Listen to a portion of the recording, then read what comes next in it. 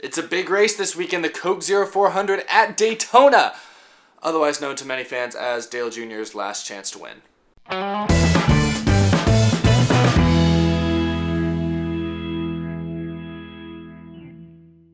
How's it going, everybody? My name is Eric. Welcome to this week's episode of Out of the Groove. Got a decent amount of smaller stories to talk about. Don't really have very many big blockbuster things to discuss, but let's jump right into it. First off, let's talk Sonoma. The NASCAR Monster Energy Cup Series visited a road course race for the first time this season, and it was won by Kevin Harvick. Spoiler alert, and I start out saying that because Kevin Harvick is, I believe, the 11th different winner we've seen this year. 10th, if you don't count the fact that Joey Logano's win was encumbered. So I guess in that case, we probably should just say the 10th. And in this day and age where the Monster Energy Cup Series point standings value winning above all else, that can be very significant looking into the playoffs. Kevin Harvick's one of those drivers who, even before this win, he was up there pretty high in points, so it didn't really factor in too much for him. But remember, there's only 16 spots in the playoffs, and if you win a race at all, you immediately jump into that top 16. Unless, of course, we have more than 16 different winners. And the last 3 years that we've had this playoff format, we've never been that close to 16 different winners. I think we had 13 or 14 one year. That's the most we've had. But I bring it up this year because there are several drivers this year that are yet to win that are very surprising to a lot of people. I mean, you first have to look at Joe Gibbs Racing, Kyle Busch, Denny Hamlin, and Matt Kenseth. They're all drivers that typically win multiple races a year. They are all winless this season. That's 3 more win spots that could be taken up. Joey Logano, yeah, he technically did win earlier this season, but it was encumbered because of a penalty. So he technically doesn't fall on that list. He's another driver that we probably expect to maybe win again this year. Keep in mind other big name drivers like Dale Earnhardt Jr., Chase Elliott, who's been very strong this year. And you can't forget some of the drivers kind of falling under the radar, like Clint Bowyer or Jamie McMurray. So you add all that up, and we could, if they all did get wins the rest of this regular season, we could end up with 16 or 17 winners. Austin Dillon may not make the chase. Now, do I think that's going to happen? Probably not. It is unlikely. There's less than 10 races to go before the playoffs actually start. And we'd have to have like 7 or 8 different winners in those 10 races. And these days, Kyle Larson, Martin Truex Jr., Jimmy Johnson, they're all just too strong. I expect each of them to get another win probably before the playoffs actually start. But going back to the race itself, thank goodness for stage racing. Last few years, road course races at Watkins Glen, Sonoma have been some of NASCAR's highest ticket events with some crazy wild finishes like we saw in the past with Ambrose and Allmendinger or Kyle Busch at times, or last year at Watkins Glen with Harvick running out of fuel at the end. We've seen a lot of exciting finishes in the last few years at road courses. But as I talked about in last week's show, it was going to be difficult for Sonoma Raceway to live up to the hype that the Denny Hamlin, Tony Stewart finish created last year, and unfortunately, this week's race was fairly uneventful by Sonoma Raceway standards. I think I read there was technically a track record for amount of lead changes, which I guess on paper sounds pretty cool, but 99% of those lead changes were done via different pitch strategies at different times, people playing games before and after the stages, people trying to, split stages in half, pitting under green knowing they wouldn't go a lap down. It was a mess in a lot of sense trying to keep up with the different pit and tire strategies. My score sheet, if I had one, would have probably been looked like a connect the dots, scribble scrabble all over the place. It was a 110 lap race, and after stage 1 and 2 were pretty exciting. Saw some intense racing, some intense finishes going into the end of stages. The third stage, which was 60 laps, saw very, very little shakeups. And I don't like to be the guy that hopes for wrecks or anything like that. I don't want to be that guy, but the finish I felt like was kind of anticlimactic. I mean, Kevin Harvick ultimately won the race. He had a pretty good car, no real surprise, played the strategy well, but he ended up winning by more than 8 seconds. Wasn't exactly a nail-biter. And now as I'm saying this, there really is no reason for me to talk about this because there's nothing really NASCAR could do. Just some races work out that way. Not a lot ends up happening.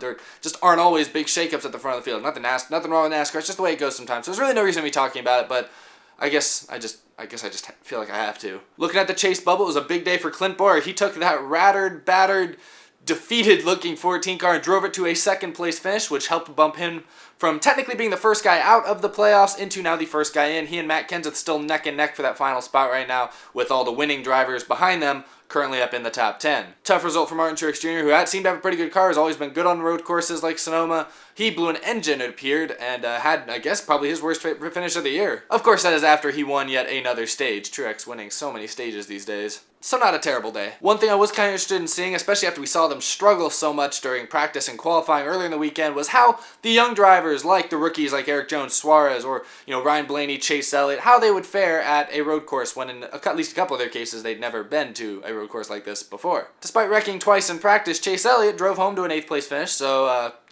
good for them. Might help that team get back on track a little bit. Blaney finished 9th. Daniel Suarez finished 16th, and I was very impressed with him. He really managed to stay off anyone's radar all day long, which means he must have been doing something at least pretty well, that he wasn't spinning out, wrecking all over the place. So kudos to him. 16th place finish for him. Eric Jones, the other big rookie, finished 25th, so not... probably forgettable day for that team. And I guess mentioning Kyle Larson, I don't know if he really still counts as a young driver. I guess he does. He finished 26th. That was after being caught up in a couple spins, couple wrecks, not having the greatest handling race car after starting on pole. So that was a little surprising. I was a little surprised to see him win the pole. I didn't really know he was that great a road racer. Apparently he is, and I was just behind the curve. Yeah, race on Sunday did not quite go as planned. But other than that, not a lot else out of the ordinary. I mean, Danica Patrick getting caught up in wrecks again that weren't her fault, still can't catch a break. Matt Kenseth still sucks at road courses. One key fallout that was announced earlier this week was that Kyle Busch's 18 team was found to not have all their lug nuts securely tightened, which means that they're already using an interim crew chief, Ben Bishore, because Adam Stevens is serving a 4-race suspension for that wheel flying off the car a few weeks ago. Now Joe Gibbs Racing is going to have to find yet another crew chief to fill in for Ben Bishore next week at Daytona. So this is not an opportune scenario for the 18 team at all. They've consistently been the best Gibbs team this year, but they've had to face quite a bit of adversity. And so speaking of Daytona, that's it for Sonoma. The Coke 0400 at Daytona is this weekend the night race. It's our 3rd plate race of the season. It, in a way, sort of marks the halfway point of the season, although technically it's more than halfway through the regular season. And now it'll be the first race on NBC of the season. We switch over from Fox to NBC Sports Networks, all that. So we get to listen to Rick Allen and friends talk into their microphones for the next 18 to 20 weeks or so. I always enjoy the Coke 0400. I feel like this race, you know, as big and historic and important as the Daytona 500 is, I feel like the Coke 0400 here in the middle of the summer typically is a more exciting race. You know, exciting, I guess, is one word. Other people might say terrifying, and they'd be just as right. I mean, some of the best finishes in recent years I can remember come from this race. Now, this weekend at Daytona is a bigger race for the NASCAR community than most Daytona races. As I joked at the top of the show, this is really Dale Earnhardt Jr.'s last chance to win a race. His last realistic chance, at least. Dale Jr., you all know, he announced he's going to retire at the end of the season. Currently, he sits outside the top 20 in points. Really not a factor to make the playoffs unless he gets a win. And with this current NASCAR format, a win of any kind could vault him into playoff form. And it's no secret Dale Jr. has had plenty of success at Daytona and at plate tracks in general in his career. And the 88's, as long as it has some speed, it can run with the big boys, and that 88 car has been known for being one of the best race cars at Daytona the last few years. So for a large percentage of the NASCAR fan base, this weekend is a make-or-break weekend in a sense. Of course, as Daytona, anything can happen, stuff completely beyond your control. You can be minding your own business and get wrecked out, so it's important to keep that in mind. Although this race could be big for teams other than Dale Earnhardt Jr. We've documented, the Toyotas, Joe Gibbs Racing specifically, have not been as good as they were in the years past. They've struggled this year by their standards. But back during speed weeks at Daytona and in the 500 itself, a couple of their cars looked pretty fast. Do you remember in not the Sprint Unlimited, what the heck do they call it now? I don't even remember what they called that race at the beginning there. But anyway, the Sprint Unlimited, whatever the heck it's called, Kyle Busch, Matt Kenseth, Denny Hamlin, Suarez, they were the 4 best cars in the field. You look back at the Daytona 500, several of them were leading laps at different points. Then when they got off cycle on a pit strategy, that resulted in a crash that took out 2 or 3 of them. But before that, they still had pretty good cars. So I think the Joe Gibbs Racing Toyotas are going to be very fast this weekend at Daytona. I think they have the horsepower, and I think they've definitely made strides since they started the year, so I think they'll be tough teams to watch out for. And we know that especially Denny Hamlin, Matt Kenseth, Kyle Busch, they know how to run well at plate tracks. They're veteran drivers. They've all won at these types of tracks before. It wouldn't be a surprise to see them all run well, run in the top 5. Hendrick Motorsports has been very hit or miss the last few years at plate tracks. They've had great cars like Junior, Jimmy Johnson's had great cars. Chase Elliott's been on the pole at Daytona before. They've had very fast race cars, but they've also had very ill-handling race cars at times. We saw Jimmy Johnson spin out twice all by himself in the 500. We've seen that happen to Junior in years past. Those cars they're living on the edge. But if you had to ask me, I think Gibbs and Hendrick, I think it's going to be back to the way it was in 2015, 2016. It's going to be Gibbs versus Hendrick this weekend. I don't know who's going to get the upper hand. Obviously, Junior Nation's pulling for Junior, but you guys got to keep in mind, I know he's going to have a third-string crew chief this weekend. Kyle Busch has been the fastest Gibbs car. He is probably the most determined driver in the field to win a race.